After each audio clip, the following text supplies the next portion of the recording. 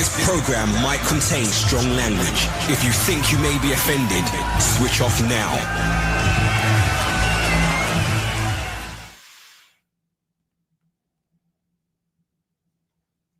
Hello, everybody. Welcome to Watch Mojo and the Inside Podcast. Today, we are coming at you with another edition of Inside the Montreal Expos. I'm your host, Rob. With me is Watch Mojo's CEO and co-founder, Ashkan. What's going on, Ash? You've stirred up quite the buzz in our town over the past couple of days. It's like every time I think I'm out, they pull me back in. So I mean, when we were discussing the Netflix documentary, Who Killed the Montreal Expos, for many, it stirred up a lot of emotions. And for me, I was somewhat surprisingly calm. I was like, okay, it's a chapter of the city's history. And the only thing I thought was, I go, if you've heard the story that, I became an entrepreneur when in 2004, I realized that I'm helpless and can't have an impact. It's true. I've said it many, many times. So I just was like, if I was in the position I'm in today, again, I'm a nobody in the grand scheme of things, but I'm better position than I was 20 years ago. I'm like, would you have done something? And I was like, well, it's moot because there's nothing to do, right? And then I just out of curiosity, I was like, whatever happened to that idea of Major League Baseball splitting the Tampa Bay Devil Rays season in 2 locations, which I don't think is an optimal idea, to put it mildly. And again, I just kind of moved on. I was like, there's nothing to do. But then it's funny that last week, just Saturday, I was watching my beloved Montreal Canadiens versus the Colorado Avalanche. And the Avalanche 30 years ago moved from Quebec City, Les Nordiques du Québec, and they moved to Colorado. And I don't really like the jerseys that it's like as if your girlfriend, sleeps with her new boyfriend, and your ex-girlfriend sleeps with her new boyfriend, records it and sends you the link. It's just like an added stab wound. But yeah, I get why the Avs do it, sell more jerseys. But if you're a resident of La Ville de Québec, it can't be too fun. But anyway, and I was like, you know what? I had emailed the usual suspects, individuals and organizations that you would think would lean in to take a look at bringing back the Expos, and we could discuss if that's smart or not. And I was like, okay, it's not really up to me. There's other people who are better positioned. Ultimately, I don't have billions of dollars, So, but as I was watching it, I guess at some point, I sent off an email to a gentleman named Elias Makos, who today hosts a show on CJD, which is a Bell Media radio station. But at the time, he was the PR rep for the Expos. So I was like, hey, I just had a question. I don't even know what the question was. But I go like, what, why did this happen? Or what do you think of that? And he said, hey, if there's anything I could do to be helpful, let me know. And I was like, yeah, there is something you could do. I go, I know, and again, I'm very transparent. I told you, we've discussed it, how in the last year, we've had a lot of media companies and investor groups who always reach out to look at, could WatchMojo be the way that they make up for not having built an exposure on YouTube? And those groups, as we kind of look at who's the best fit, some of them want us to do more of the same. Others want us to really think big. But even when you say think big, you're like, how big? Thinking big could be, let's go buy something. Thinking big could be, let's go in like live entertainment. But some of them, when I look at their websites, their investor profile, they're actually set up to invest in sports, media, entertainment, opportunities. And with those, I would sometimes go like, would you be interested in a sports club? And I swear on anything near and dear to me, the first time I asked that question, I was talking about, baseball, basketball, football, hockey, whatever, lacrosse. It was just more generic. And that's customary, right? Like sometimes entrepreneur in residences go and, hang their hat at these firms to bring them opportunities. But I'd spoken to one in particular, and I'd spoken to one individual that I knew pretty well because I knew he'd take me seriously. And I was like, look, if the Expos, there was an opportunity with Major League Baseball, would you take a look? And he was like, yeah. He's like, we don't really have a link to Montreal. Like, we don't have an office there. None of us want to have to kind of come there if there's a problem. Like with any opportunity, not with baseball. Yeah. But they're like, you're there. And that's usually why sometimes we invest in a company and it's set up in Stuttgart because that's just where the founder was, And so I asked Elias, I said, would you mind sharing a poll that would allow me in this exploratory process? Like, again, we're not submitting a proposal. Like, this sounds crazy if I were to say that. And I'm pretty sure the league wouldn't want that. But I was like, as we're doing this exploratory process, it's just due diligence, same way like an investor does due diligence. I'm like, what about the fan base? And then I was also curious about media support. And Elias delivered. I mean, Elias posted it, and I wrote the article that explained the rationale, and we could talk about it in both languages, English and French, because I do think that's what makes Montreal unique, and that's what makes, if not to speak, by the way, if I ever say something about MLB, I'm not speaking on their behalf. I'm just speculating. Like if MLB were to lean into Montreal, I think they would view the French language actually as a plus. Yeah. In the city, a lot of people are always using la langue française as like, this bad thing. And you know me, it's always turned seemingly weaknesses and threats into opportunities and strengths. Yep. Elias was like, sure, I'll do it in a couple of days. And I was like, okay, maybe he won't. And I went on my merry ways. And, again, I have a job. I have like so much to do. J'ai d'autres chats à fouetter, as we say in French. But then when he posted it, my Twitter blew up. And, I post stuff. Nobody reads it, which is fine. I've said it. It's my own diary. It's to go back. Like, I don't post for people. I know it sounds weird. It's a very good reference for myself. Yeah. But then I got like 2,000 plus English responses. And then I got 1,000 French responses. And, sure, you could say, well, you're asking a biased pro baseball team, pro Montreal, Expos audience. But that's who I'm asking. I'm not going to ask somebody that hates the sport. And then it was everything went haywire, It was like every journalist. And, I've joked that nowadays, like back in the day, people called you. Or for the first part of my career, people emailed you. I was getting Facebook requests. I was getting LinkedIn, X. I'm sure somebody put up a Expos bat signal that I missed. Every which way. Yeah, and partly because, again, I like to be available. And I'm like, my statement of purpose in life is here to serve. I wasn't going to be like snobbish and like ignore people to create like aura, so I just was like, said yes. And I just said yes to everybody. And, the last 36, I haven't eaten like in 2 days maybe, but You've like been on a media rampage. It's been crazy, and so yeah, and it's been really, really informative because I've also had a lot of people who are more knowledgeable than me. And it's kind of fitting that now we close out this week, let's say, with this podcast. So here we are. And fan interest is there. And we could talk about the business model. Who gets where do you get the money, Ash? Are you 12,000 there or are you a billionaire? And the answer is somewhere in between. But let's start off. I don't have 3 billion or 2 billion or whatever, but the money is not the obstacle, I think, was really the message that resonated. Well, that's the thing a lot of people seem to point to first as the biggest obstacle, because I think it's just the most obvious thing for a lot of people, but you say otherwise. So what, in your mind, what is the biggest obstacle, if not the financial aspect? Full stop. Major League Baseball, do they want a team in Montreal? And my purpose, and I sent them, I think, I'll be honest, I sent them one message, and then after the survey, I sent them another message, and I may not follow up and leave them alone. I mean, ideally, they would just give me like a wink or a nudge or thumbs up, thumbs down to say, whatever. But so the money is not the issue. We'll talk about that. The issue is Major League Baseball wanting a team in Montreal. They are 30 teams now. It would make sense for them to be 32. I concede in my own exploratory process, which is why I'm public, not at all to cause distraction or be a nuisance. That's how I learn, right? Like I built WatchMojo by asking questions, by writing about it. It's the same playbook. You have to educate yourself.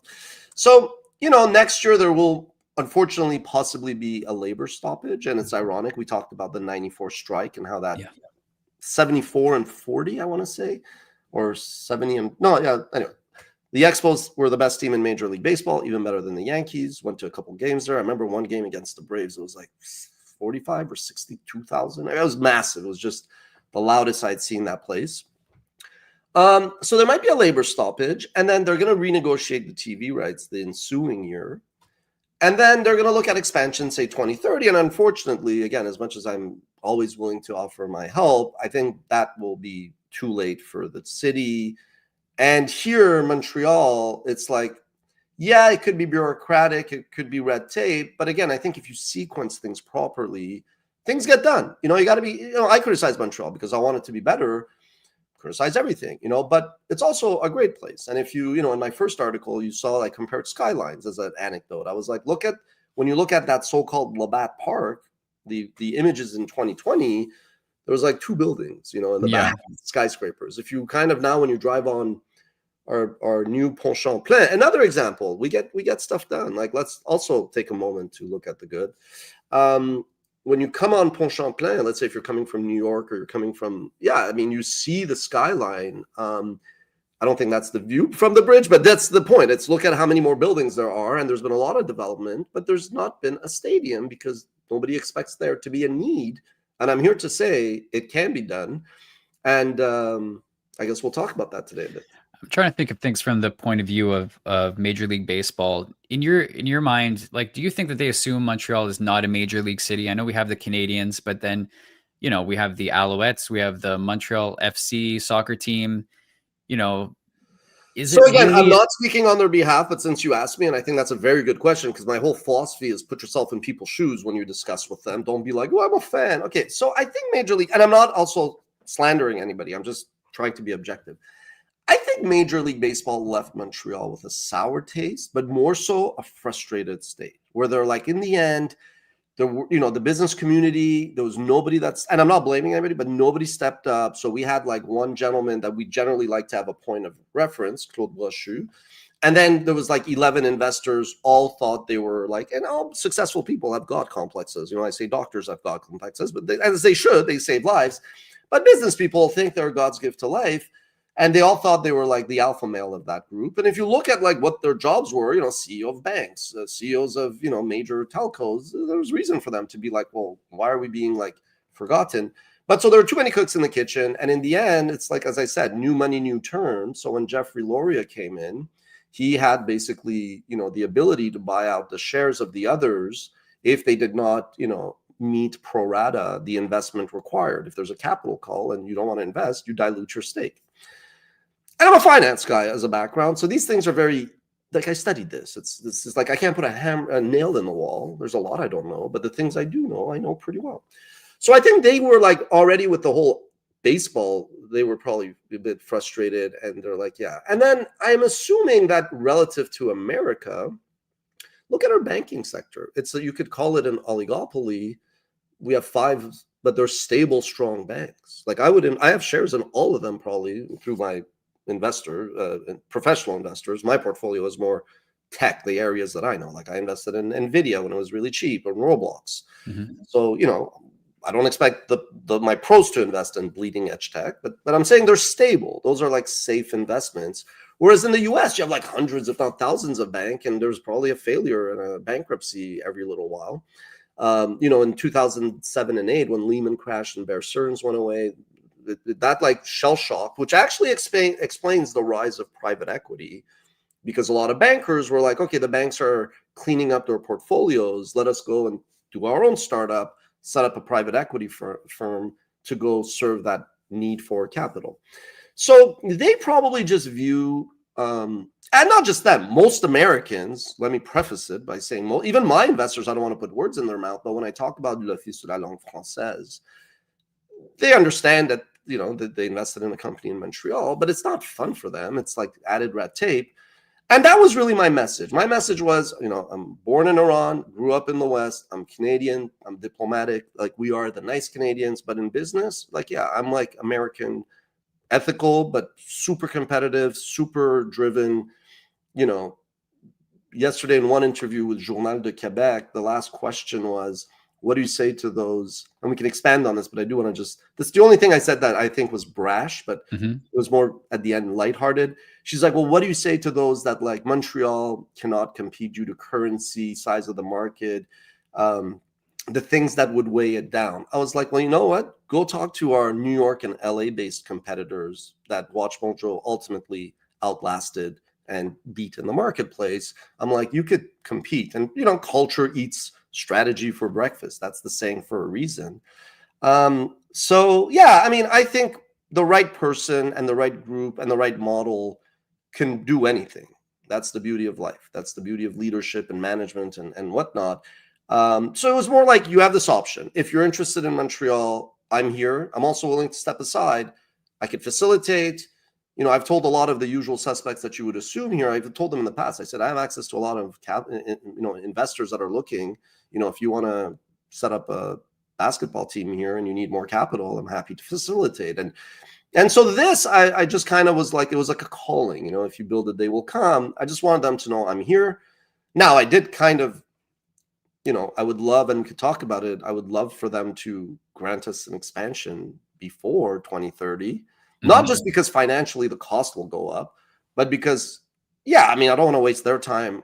And I hate saying I don't want to waste my time because it is my responsibility to look at opportunities to grow WatchMojo and all that. But I don't want to waste anybody's time, like I don't want to take up developers' time who want to show me great land. And I certainly don't want to get fans' hope up. But at the same time, hope is really what humans need to get through life, So it's a weird thing because I'm actually ironically a private person. I know I write a lot, but this is a bit like, people were like, we didn't even know, like they knew about WatchMojo, but they're like, we didn't even know who's this guy, So it's been weird, but, servant leadership is not just hollow words, right? Like if you could help, you should help. And my thing watching the Nordiques was, Ash, 20 years ago, you said, if you why aren't these people that can help not helping? So I don't want to be a hypocrite either. It's like, it's easy to say I'm a person of principle, but then in practice, you just sit on your network and sit on your contacts and sit on your cash, which again is not billions of dollars, but it's enough to get the attention of people.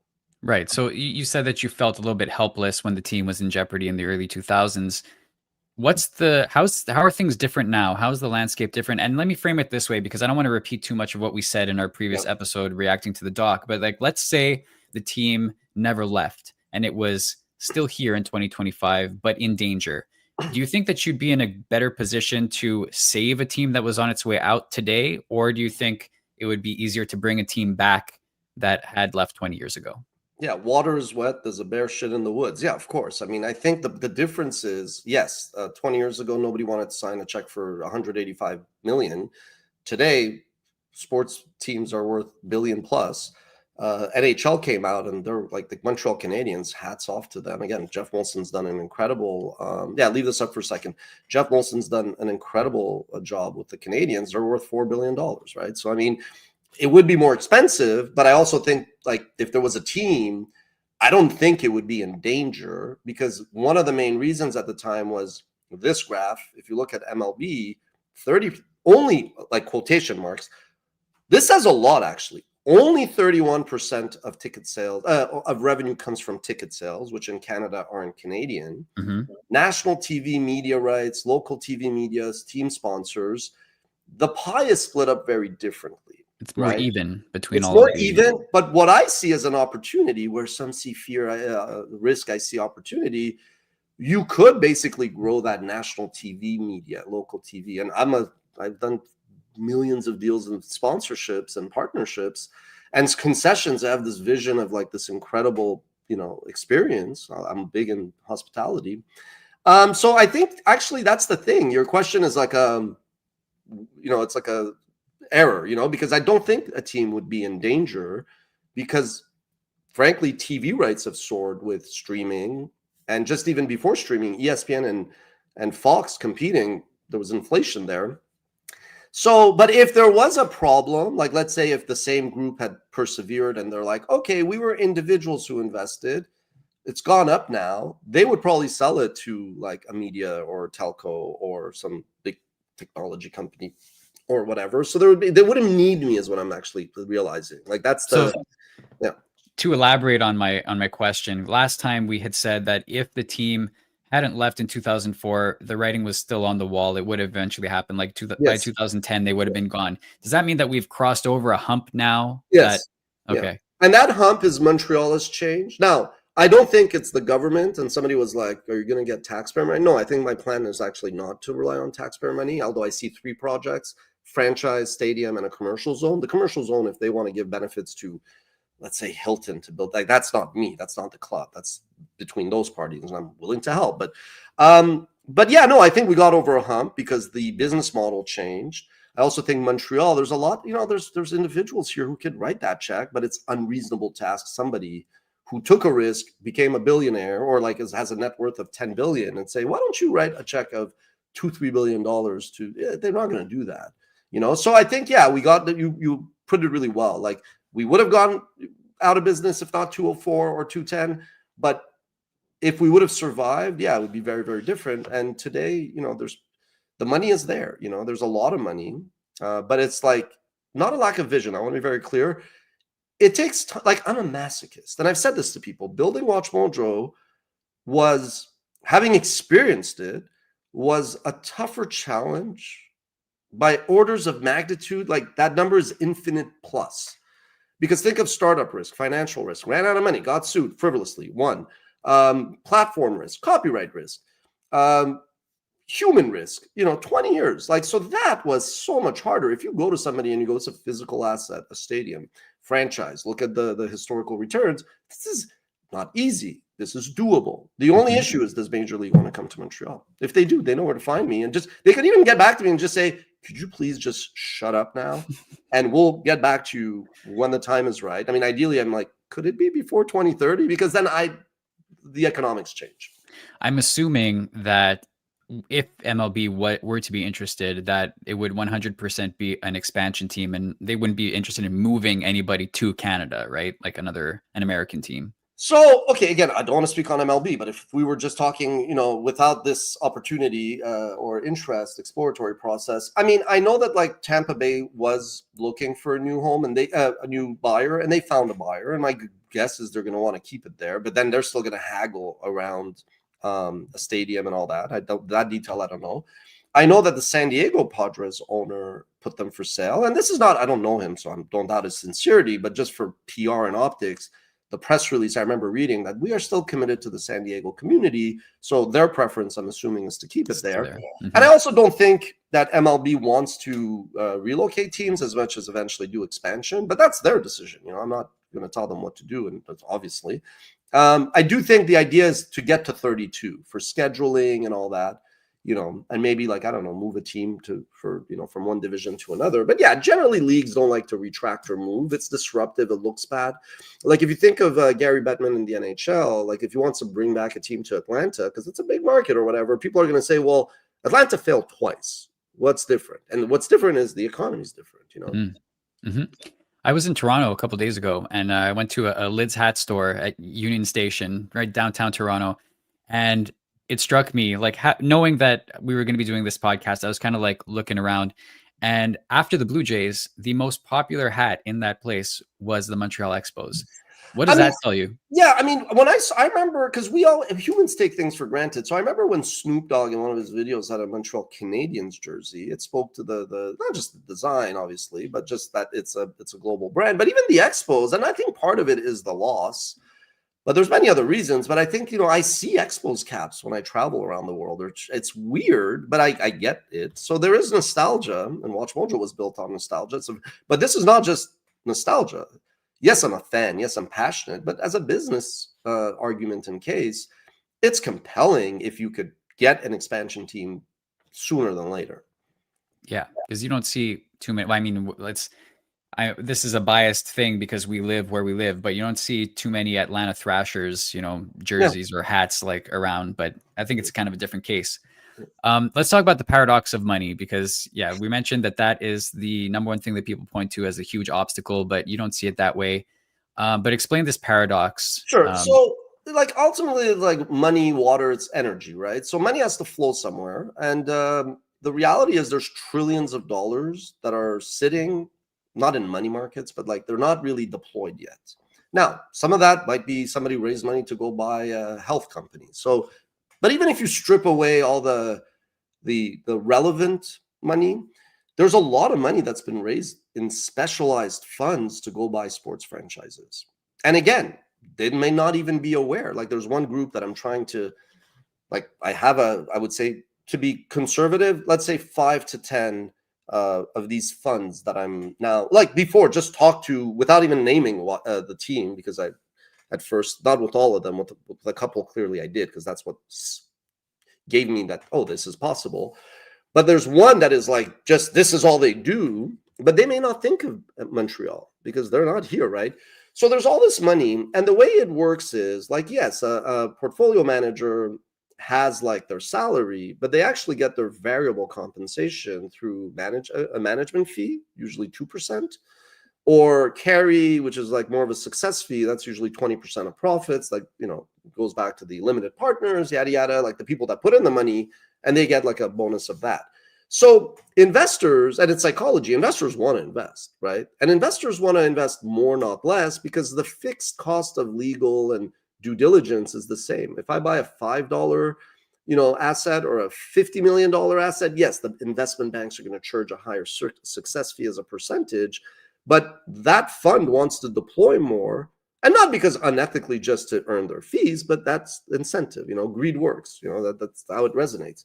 So, and then ultimately, what's interesting is, let's say you are like a wealthy, high net worth individual or a family office, third generation, first generation, doesn't really matter here.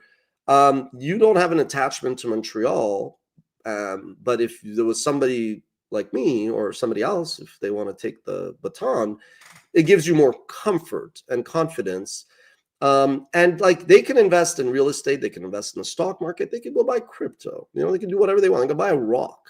But opportunities to invest in sports clubs are rare. And even if somebody sets up a special purpose vehicle, an SPV, that doesn't mean that like Joe off the street or the Strasbourg family from Luxembourg can invest in them. It is like an elite, private boys and girls club, so to speak. So the money is there. Like, I would, this, but like Warren Buffett, you build your reputation over 20 years and you lose it in 5 minutes. So I would never do this if I clearly wasn't confident to have access and been told by people that I trust that if there is an opportunity, they would want to back it. Even right now, I swear on everything near and dear to me, there's a gentleman that I've actually been connected to for a very long time. And they said, we've never chatted, but we've been, we've been connected on LinkedIn. And they're like, I manage on behalf of high net worth individuals and family offices. Let me know if we should chat. I said, I sent them the link to my article about the model when there's a line item for high net worth individuals and family offices. And naturally, there's a ode to Seinfeld, because I called that person Art Vandelay, the most successful Industries. Yeah. The most successful latex salesman of all time. One of the top comments that I saw on the article that you posted on X, or that was posted by the Expos account, was that would it be possible to have like a community ownership model, kind of like the Green Bay Packers have? Do you think that that's something that might be feasible? So the truth is, for like securities law, governance, the answer, legal and diplomatic, is, let's say right now, today, just for those reasons, no. Because I also don't want somebody for PR and optics to come and be like, oh, Ash is doing this to take money from people. I don't want anybody's money in that sense. Mm-hmm. Now, it is possible, I would say, in general, ceteris paribus. Like, if some guy in Portland wanted to do that, that's their choice. Now, the league, specifically if it's an NFL team or the MLB, they would have to obviously approve it. I'm going to guess that pro sports teams today don't like that. Like Green Bay, it's folksy. Nobody's going to take away the Packers. Nobody's going to question the Packers model. So it's not like I'm trying to exclude anybody. The usual suspects, if they are like, shoot, maybe we should have replied to Ash, please do so. It's fine. You didn't, you missed the email. Like, it's fine. But it is possible, but it's not ideal. There's many other ways you could get the team to reward their fans. And I know ways to do that, but I don't think it's going to help if anybody even thinks that that is what I'm aiming here for. So no, I don't want debt. I don't want government. I mean, debt, frankly, if the private equity people want to use debt, I'm obviously not going to be against it. But I want it to be very clear that my model doesn't really require debt, doesn't require taxpayer money, and does not require or calls for, community individuals' contributions. So what does the rollout look like? I'm assuming first order of business is ballpark. Well, first order of business is MLB, actually. Okay. Nobody's like, no, I don't mean any disrespect to people. Yeah, hold it here, and then so first order is just MLB. I would give anything if MLB just gave me a signal privately. I mean, anything they tell me is confidential. And then I would actually shut up. I would actually not talk about it for a while. And I would just be like, I will give you an update when my new overlords at Major League Baseball tell me to. Mm-hmm. I'm very coachable. I'm very easy.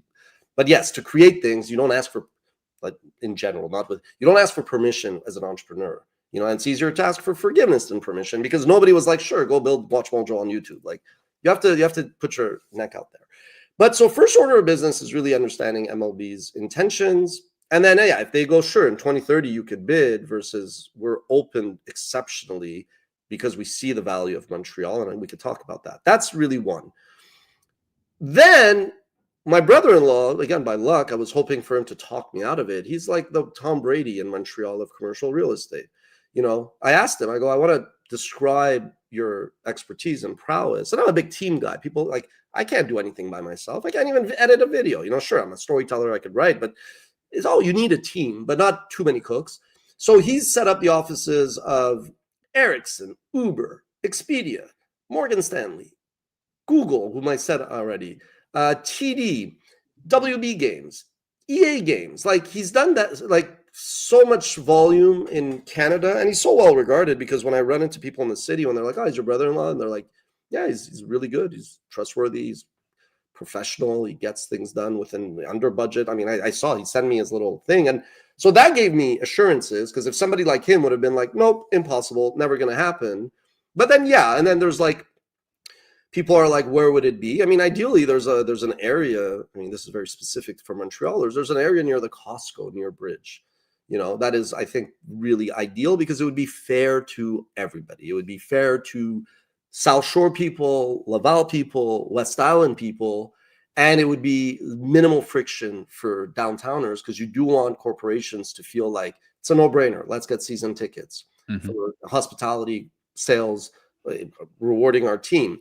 More likely to get sponsorships, a lot more likely to get more people to spend time before at the concessions and at the park that I envision. So that's the ideal. Now, in Montreal, we've had like an insane amount of development of condos. So I believe that land is spoken for. Again, being so transparent, I already emailed after my radio show, the company that has it. I got their email and sent them a note. And maybe they're going to think twice about condos, because there's going to be a glut of condos. Like, it's like Toronto, you see it now. Montreal, the same thing will happen eventually.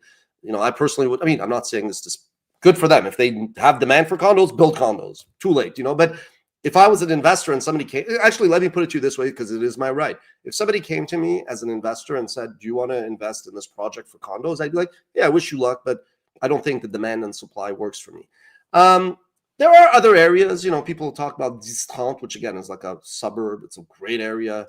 I think that would be great for the people that live there, but I don't know what that does for everybody else. The whole point is, I'm a big team, communal, civic guy, you know. There's the new Royal Mount, which again could work for Laval, obviously West Island, but then you really make it harder for everybody in the South Shore, which I think is booming and growing, and you want and people talk about the high-speed train REM, which I've never taken, just because I walk most of the time or drive to downtown, you know, but I will take it now just to kind of get a feel for it as part of my exploratory process. Yeah, so that's obviously the land, but I think Montreal has built stuff. And the thing with Montreal is, if you think about it, our soccer club, CF football, the schedule now shifted to winter. So, I mean, Saputo Stadium is a great stadium. I've went to one game. Our accounting firm invited me years ago, and I had a very good time. But there's no roof, and I don't think that I'm not an engineer. I don't think that you could just add a roof on. So they're going to have a hard time, and they're going to go play some games in the Olympic Stadium. So that's not really a fun experience. Really. Yeah. And then the Alouettes, you know, play at McGill Stadium, which is not really the caliber that you would want it for the CFL. So I don't think you could have like one stadium to serve them all. But in my head, I have this, you know, campus compound area, which would be like this world-class sports area. And so that is definitely it. But then we're already getting ahead of ourselves. You know, I could go on. I mean, I literally have even like the concession area. It would be like a carousel around, and it would be like Le Tour du Monde. So let's keep getting ahead of ourselves, because you've cited the Battery in Atlanta as a good example of how to develop around a baseball park. So like, what is it about that inspires you? Yeah, so that was actually, again, credit where it's due.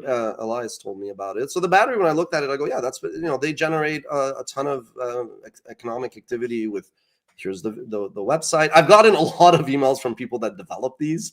You know, it's like I'm getting a lot of emails from the people that I would love to one day work with, but I'm waiting A for little an email. premature. Yeah. No, I'm waiting for one email from one stakeholder that is really the only stakeholder that matters at this point. And that's fine. I understand, like, I'm a nobody, and I'm not saying I'm entitled to getting a response. But if I just had any indication from those people, then we could start talking. But like during the World Series alone, the Toronto Blue Jays were so close to winning, and I wish for the city that they would have won.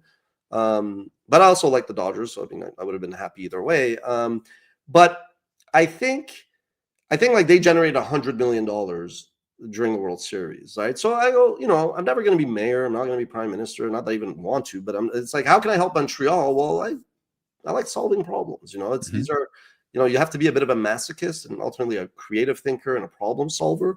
So the one area, it's like the two variables that I don't really control, not that I control, but that I can't with confidence. One was the construction, and my brother-in-law is the pro. And the other one is just the team, which is not in my hands. And then obviously timing, but okay, timing is timing. It's just, I want to talk about the survey that you sent out, because you got over 3,000 responses now, and I'm sure you haven't had time to compile all the results, but have you gleaned any trends or information from that so far? Yeah, I mean, the survey is really, really incredible. Like, I'm saying this objectively that, I've taken enough stats, and obviously I'm a finance numbers guy. That was what really pushed me over. I was like, there's definitely interest. To quote Cinderella, you don't know what you got till it's gone. I think people additionally have this passion for it. You give people hope. Hope is what gets us through our lives ultimately. So the one thing I'll point to, I don't know what I'm going to do with it. I would love to share it with MLB. I mean, the survey is great. Like market reports are great. Those are very valuable. As a business person, I'm not discounting them. But in the era of ChatGPT, you could generate a market report that's 80% accurate, so to speak, directionally to tell you if you should pursue it or not. It's just MLB. Do you give us the funding? And then finance, which is my wheelhouse. But the one thing that I will point to, which blew me away, was how far are you willing to travel to go watch the team? It's not. So one of the options was like over 50 kilometers, right? And blew my mind. 52% said that. So that was the majority, not a plurality, the majority. So you see, and I had emails from people. They're like, I'm in upstate New York, and they're like in Vermont. They're like, we would like, please, like we'd love this. And, I don't mean any disrespect at all to, it's actually that Toronto's so big now. Rogers Media, which owns the Toronto club it's MLSE. There's a couple, but Rogers is the broadcaster. Mm-hmm. I'm assuming they have the rights for Canada, including Quebec, but it's like Toronto people don't care about Montreal. And that's normal. Like if you're in New York, you overlook Boston. That's maybe a good analogy for Americans, right? It's like, those Bostonians, whatever. So I don't think Rogers at the end of the day would really, I don't even know if legally they have the right, but I mean, contextually, I would just put myself in their shoes, and I already have an idea of how to give them incentives to be more open to it.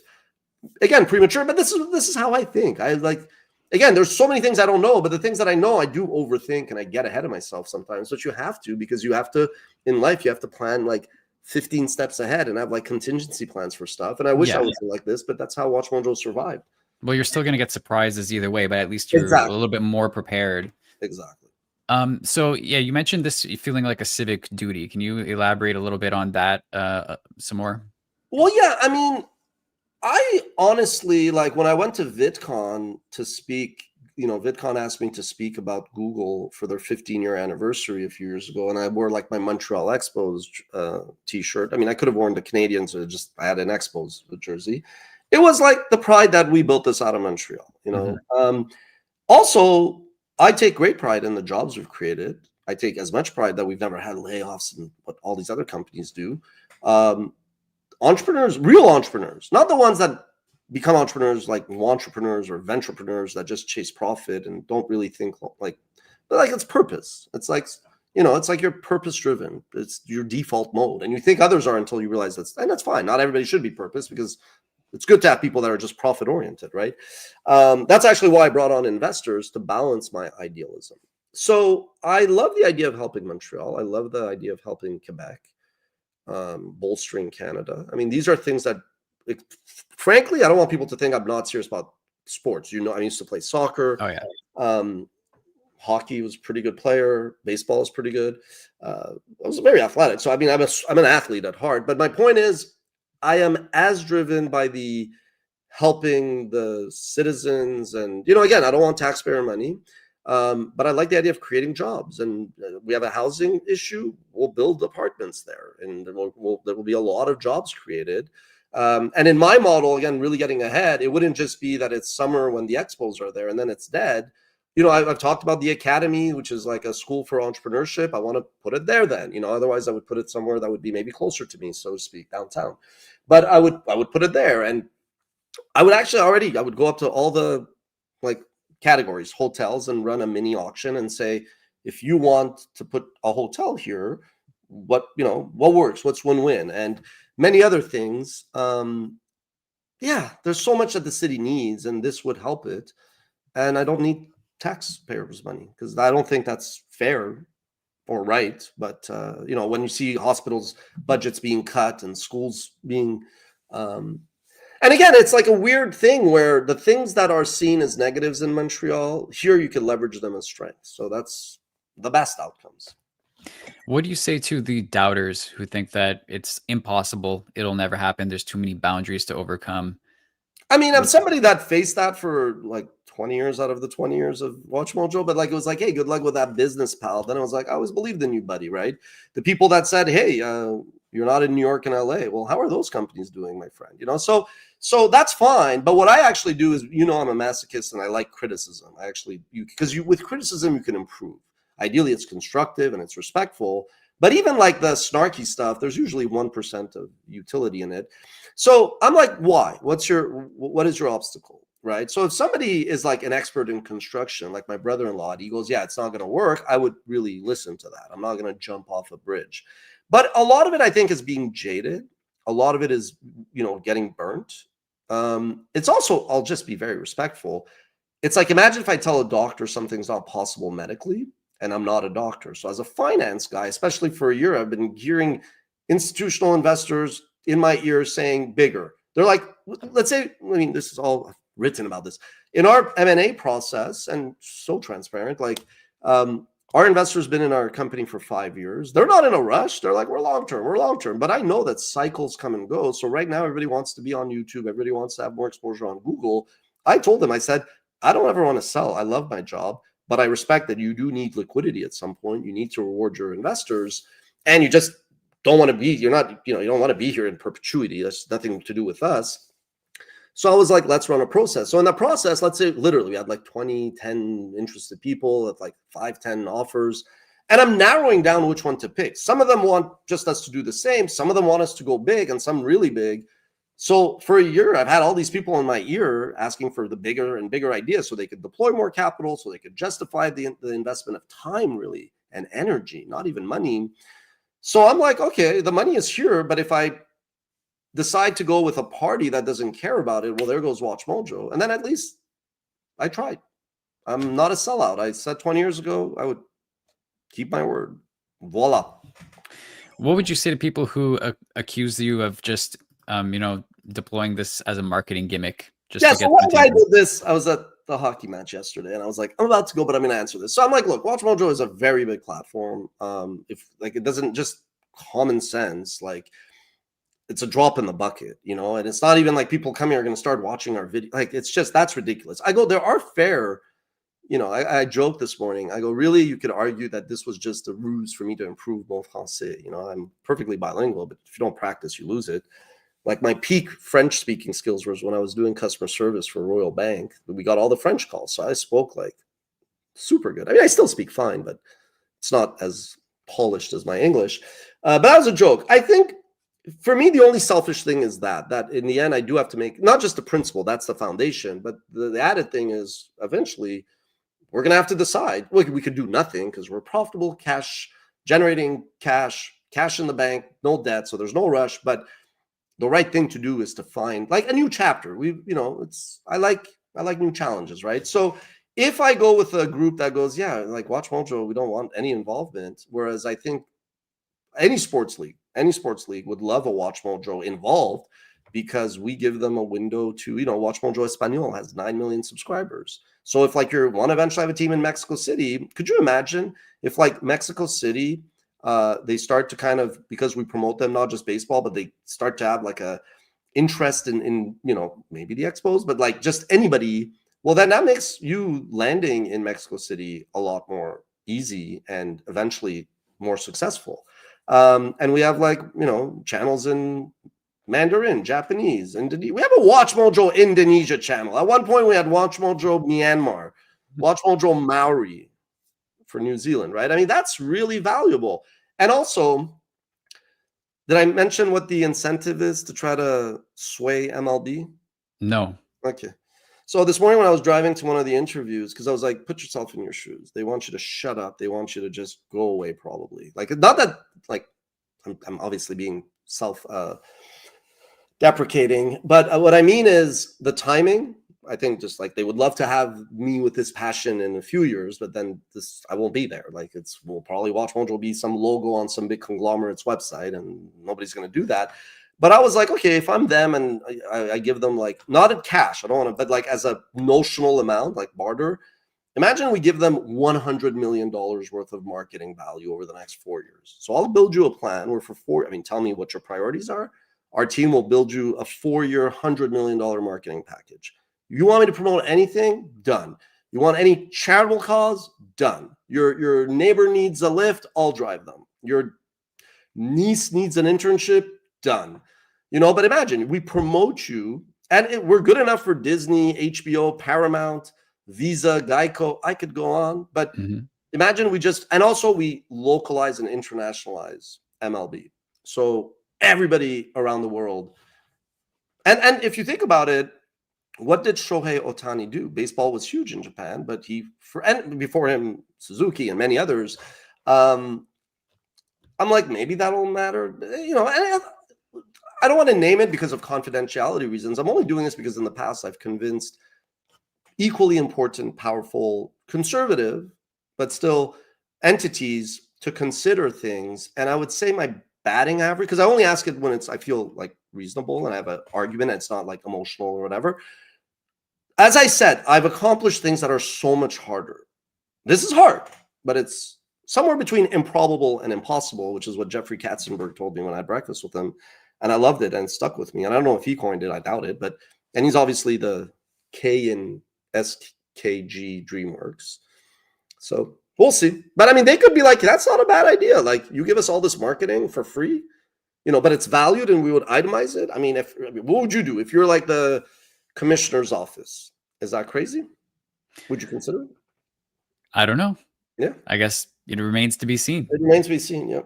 Were you, as a final question, were you surprised by the kind of enthusiastic response to the poll, or did you believe that there was so much goodwill and enthusiasm, or was it surprising to you that there was such a reaction? I was shocked because Michael Milken, the most successful investor, is a social scientist. When I used to drive around in after they left in the 2000s, and I would see, hey, there used to be a baseball diamond. Now there's a soccer pitch. I really assumed that there was no interest or that it had really dissipated. But what I now see is the whole Cinderella song, don't know what you got till it's gone, or the saying.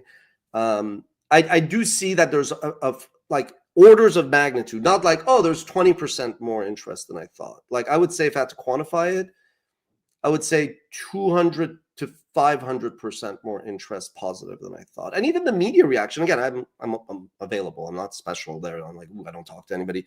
Anybody that asked for media, I gave them. I said, no problem. I was largely, it was funny. Yesterday I had meetings. I was doing things. I closed a couple of deals for the company, but I was running around from one place to the other. But I was also really surprised pleasantly by the media interest, which I do want MLB, if I may send this to them, in a shorter interview I did with Elias, which is like, here's the short version, but you may want to just hear my voice to understand where I'm coming from. I was blown away. And I do think it's really because Toronto deserves Toronto, the Blue Jays are blamed by a lot of people. And I saw in the feedback for like blocking this and that. And I don't know. I don't think Rogers is this evil, or MLSE is this evil thing that was like, by the way, remind me to say an anecdotal thing about my phone. Sure. I will get close on that. So I don't think Rogers had this like evil plan. Maybe I'm just naive to like block the Devil Rays from coming to Montreal. Maybe they were like, well, we're not sure we want to split the market yet until it's like expansion where we're getting a portion pro rata of the fee. And that's actually logically when I think about it, because yeah, they would be maybe fine with Montreal if it was an expansion, because then they're getting paid. That's what the money's for, as Don Draper says. I think it was probably the players that were like, okay, like we don't really want to split the season in two. And then whatever else was like not on the side of yes, then that got squashed. But I do think though that I hope if ever the Expos come back, the Expos and the Montreal community says like, hey, Toronto helped with the Jays run. Because I do think I heard that a lot. Like people were like seeing the Jays, like we want to experience that. And this morning, actually, a radio station from Toronto, it was a former Montrealer, John Moore, who's there now. He asked, and I said, sure. I didn't even know he was in, I thought it was a Montreal one, but then this morning I saw Toronto because yesterday was a blur. And, you know, I wanted to be very cordial, and I only did it. I actually want to limit media to Montreal. I don't want to do like, I could go do a New York station if I wanted to, but I don't, unless I would think about it. I don't want to say no, but I would probably not, that we're not there yet. But I did want like, hopefully the folks at those companies to see where I'm coming from. And I do think that would grow the pie. You know, because I know Toronto. I mean, when we speak to Toronto-based companies, they don't care about Montreal. They don't need Montreal. Same ways when I went to China, I would ask those entrepreneurs and executives, I go, why don't you guys like do more in abroad? And they were like, oh, China's huge. We don't need America. And it's interesting to hear that perspective, right? Oh yeah, and we also have a presence in China. If MLB's listening, you know, so what's funny is, how long have you had your phone? Not your phone physically, your phone number, like, but I mean not the number, because I know now you could change it. Oh, like but I've had my contract. Well, Yeah. I just signed with a new company Okay, so a it's year and a half recent. ago. So it's Yeah. recent. Yeah. How long do you think I've had my number? I don't know. I would guess as long as you've had a phone, maybe. Yeah, Like, have you so had? 2000. Okay. And it's been with the same company, Rogers. And it's the only account I have with Rogers. I have a ton of stuff with Videotron, ton of stuff with myself and the company. With Bell, it's the only thing I have. So at some point, I'm probably going to, in my exploratory process, send an email to the CEO of Rogers. And they took a look at us, but they moved away more from media to double down on sports, and it paid off. Bell was the company we were closer to, and I'd love to be a fly in the wall if like one of my contacts is like, I got this email from Ash. Like, what the hell does this mean? Well, my cell phone contract is with Bell, so I'll hit up Bell, you hit up Rogers, and we'll have. No, but the thing is, I do want to go. Like, I want to be like, I'm a Rogers customer. This is a customer service inquiry. I'm like, I want to know if I should keep this or not. I'm kidding. Give them more reason to think I'm a crazy person. I'm not crazy, I swear. Anyway, look, it's doable. It really starts and ends with MLB. Like, I also want the fans to know it's not the money, it's not the stadium. Even if we can't get that lot of land, like there'll be places. Montreal as an island is 10 times bigger than Manhattan. We're not going to go. Oh, and also, in case you're wondering, not the Olympic Stadium, not even one game. Yeah, I don't think anybody would suggest the Olympic I would Stadium never have the comfort to tell an investor that and trust their faith in me. Like, oh, we'll start there. Oublie ça. Zero, full stop. So that, but again, it's really just MLB. So the sooner they let me know if I'm wasting everybody's time, I would appreciate it. But maybe they're actually considering it. Well, I hope you hear back from them soon. This has got a lot of people exciting, myself included. So I'm looking forward to seing how this develops. I did not, I swear on anything. This was obviously not it. But remember when I told you, just because I'm accountable to you and everybody. So I came to you and I said, hey, I'm sorry. I know we haven't finished the documentary. I told the group that would work on that. And I said, it's all there in my head, but I go, I don't want to finish it. I don't want to publish it yet on 20 years of YouTube, 20 years of WatchMojo, Just Watch. Because I said, I feel like the last scenes and the chapter remains TBD. No, well, I think we might be hitting that point right now. So hopefully we'll see what happens. It's always great talking with you, Ash. I don't know what next week is going to bring. Well, it's also TBD. It's just some sleep and some rest. This is me at my lowest energy point, by the way, but it's been an intense couple days. I But all good. understand. Yep. All right. I will Thank you. talk about something you're obviously passionate about. So it Yep. came across really well. Thank you. All right. Cheers. Take it easy, Ash. Bye, everybody.